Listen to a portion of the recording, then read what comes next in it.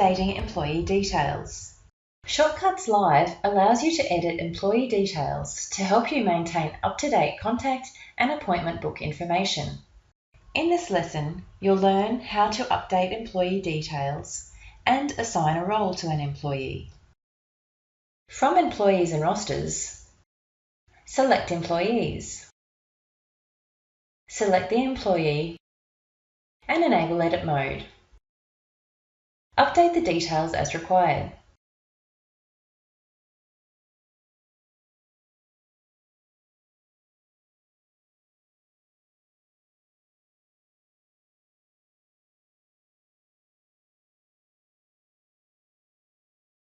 Click Done to save.